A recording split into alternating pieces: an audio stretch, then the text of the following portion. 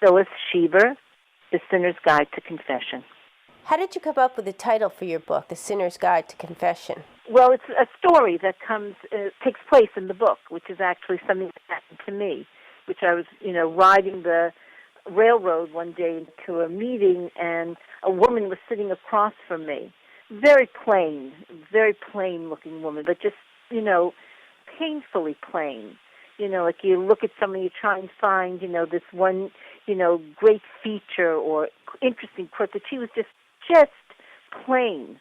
And she was reading this book called A Sinner's Guide to the Confession. And I thought it was like, one of those fabulous realities. I was thinking to myself, what in God's name does this woman have to confess? Which made me start thinking about sin and what must she think a sin is. And anyway, somehow I incorporated that experience into the narrative. Do you want to confess anything? Of course, but I won't. Tell us a little about your book. The impetus for this book came from the idea that we have friends, and there are things about our friends that we don't know. And I started to think about, what are the secrets that women have, or that these people could have, and that they never told each other. And it sort of came about in that way. It's a very different book than anything I've written before. Actually, for me, this book was a change in that I wrote erotica. It's a very hard thing to do, not because I didn't want to do it, but because I didn't know how to do it. And, I've written sex before, and my last book had, not a lot of sex in it, but enough sex in it so that people commented on it, positively. But writing erotica was different. Because I had to read a lot of books, and I also had to think about how I wanted to present this, characters, the character, in the book who writes erotica. And, I read Elizabeth Benedict's The Joy of Writing Sex, which is a terrific book, and I've read it before.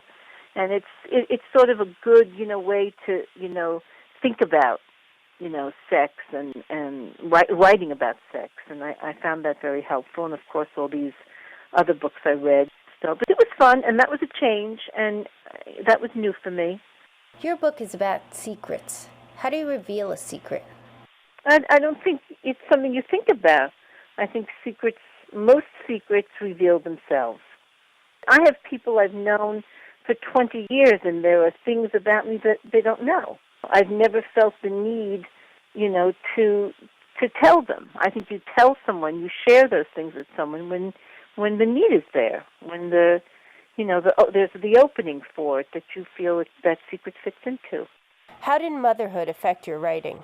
Well, I think that motherhood is something that always figures prominently in my work, in one variation or another. And I think that certainly becoming a mother was one of the most defining, was the probably most defining experience of my life, and continuing to be a mother. It just really does, I think, change everything about your priorities and dreams, in every way. For me, and I think for most women, you have to find a way to make sense of, that early part of your life when, nothing really can take precedence over the child, over your child. It's just, and so, for me as a writer, the way that I was able to make some sense of that was that every experience I was having was something that I could use, so that I never wasn't writing. You write a lot about women and relationships with women. How does that influence what you write about? Women are just such an important part of my life. My friends are such an important part of my life.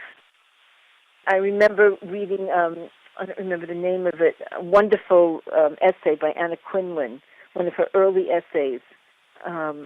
And she had a line in which she said, "Did you ever notice how even the most extraordinary man would only make an average woman?" And it's just true, I think that women. I always write about women. I know women. I understand them. I love them. When did you know you wanted to be a writer? Always, I think. I think always I wanted to be a writer. I mean, I was always a reader, so, I always wrote. I always wanted to write. I think when I was in middle school, I had a teacher named Mr. Yappa, and she wrote in my autograph book, "Keep writing." I do remember that. So I was always writing.